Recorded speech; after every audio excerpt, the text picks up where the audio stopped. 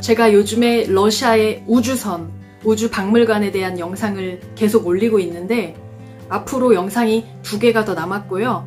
이번 영상은 우주박물관에 관한 3번째 이야기, 마지막 이야기입니다. 우주항공 발전을 위해 힘을 쓴 15개의 국가 중에 대한민국이 있습니다. 우리나라는 인공위성 강국이고 2021년 10월에 순수 국내 기술로 만든 한국형 발사체 누리호가 발사될 예정입니다.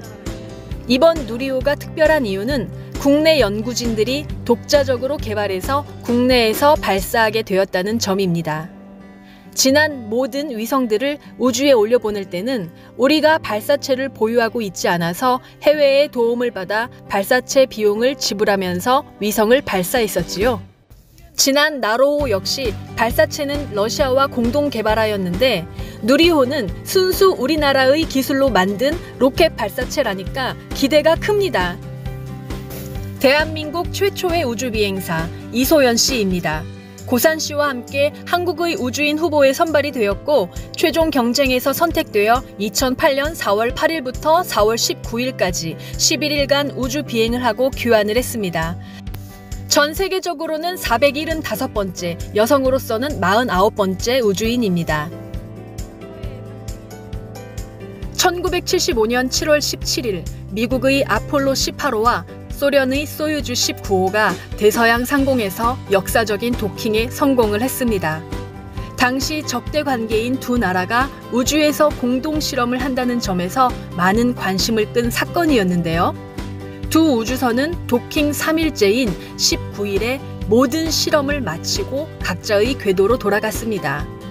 양국이 우주에서만큼은 평화적인 협력을 할 수 있는 가능성을 제시했고 향후 국제우주정거장 프로그램을 손잡고 추진할 수 있는 시발점이 되었습니다. 이 초록 색깔이 요거 타고 스푸트닉이 간 거야. 소유주는 보스토크, 보스호드에 이은 소련의 3번째 유인 우주선 시리즈로 1967년 유인 발사 이후 현재까지 사용되는 현존하는 최고의 안전한 우주선입니다. 소유주 우주선은 130번 이상의 유인 비행을 성공적으로 완료했으며 소련 및 러시아 유인 우주 탐사 프로그램의 핵심 구성 요소입니다. 2021년 미국의 우주 왕복선 비행이 완료된 후 2020년 크루 드래곤의 첫 유인 비행까지 소유주는 여전히 국제우주정거장으로 승무원을 수송하는 유일한 수단이었습니다.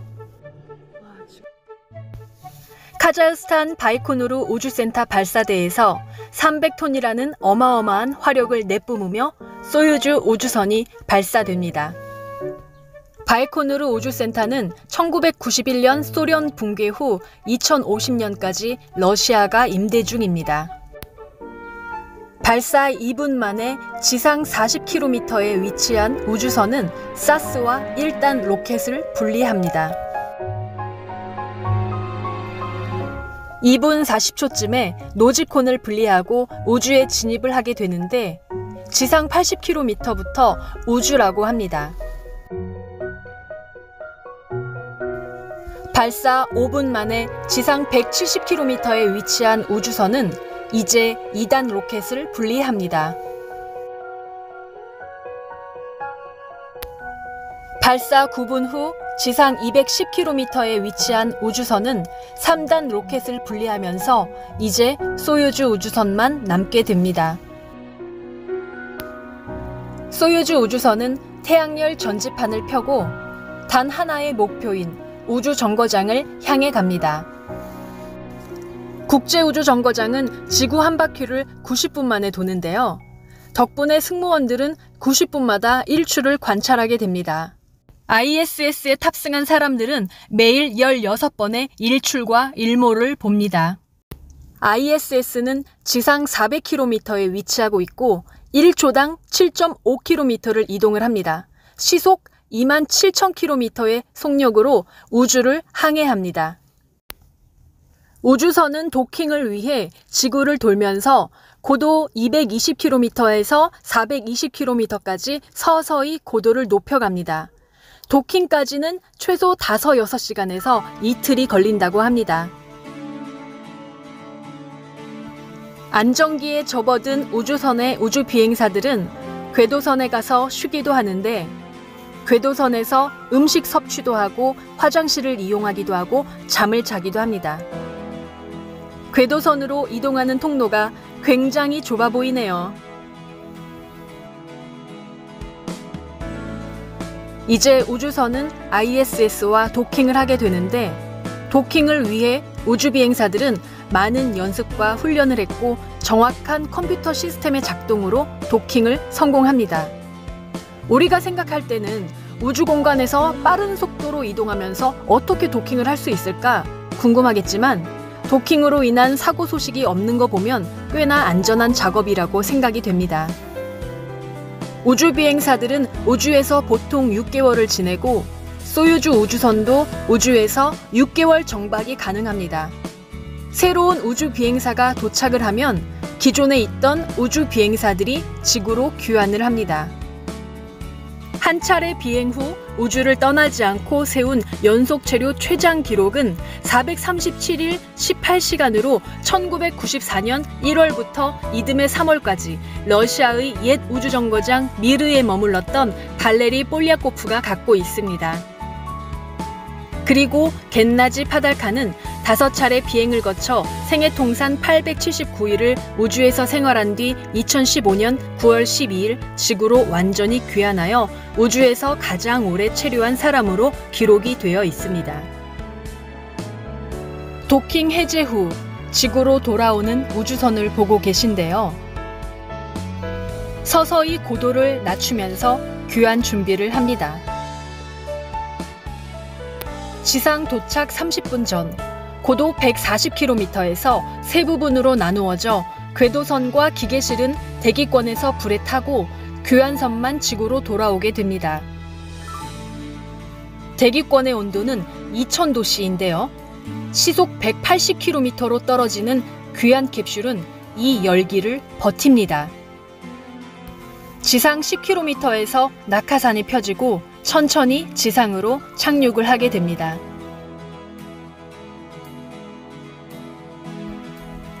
지상 1m에서는 역분사 추진 로켓이 작동을 하여 이 정도의 충격으로 무사 귀환을 합니다.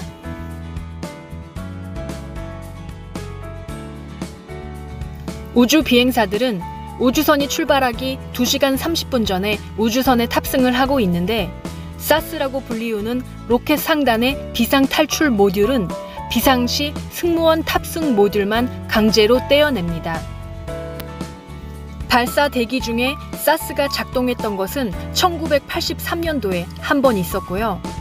발사 후에 지상에서 사스가 작동했던 것은 2018년 10월 11일에 있었습니다. 비상 탈출 모듈인 사스는 우주 왕복선에는 없는 것이기에 소유주 우주선이 우주 비행사들을 위한 안정성이 더 높다고 말을 합니다. 미국은 1981년부터 사용하던 우주 왕복선을 2011년 중단하고 러시아의 유인 우주선 소유주로 우주정거장을 오갔습니다.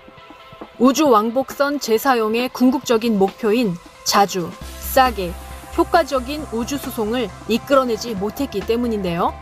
우주 왕복선의 1회 발사 비용은 1조 5천억 원이 듭니다. 30년 동안 총 5대의 우주 왕복선은 우주로 134회, 800여 명의 우주 비행사를 실어 날랐습니다.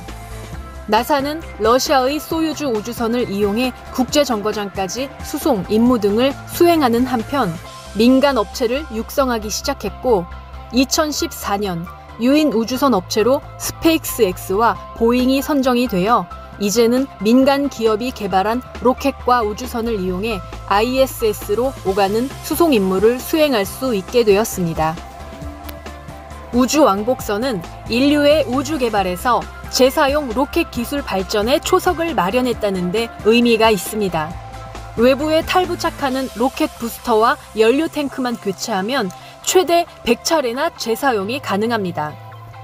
미국에 판매한 소유주 하나의 좌석값은 초기에는 240억이었는데 매년 상승하여 1000억까지 되었습니다.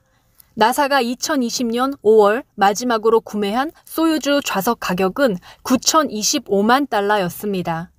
나사는 민간인이 ISS로의 왕복 여행 비용을 좌석당 650억 원으로 책정한 바 있습니다. 세계 최초로 민간 우주기업 스페이스X가 만든 민간 유인 우주선 크루드래건의 좌석 가격은 670억 원입니다.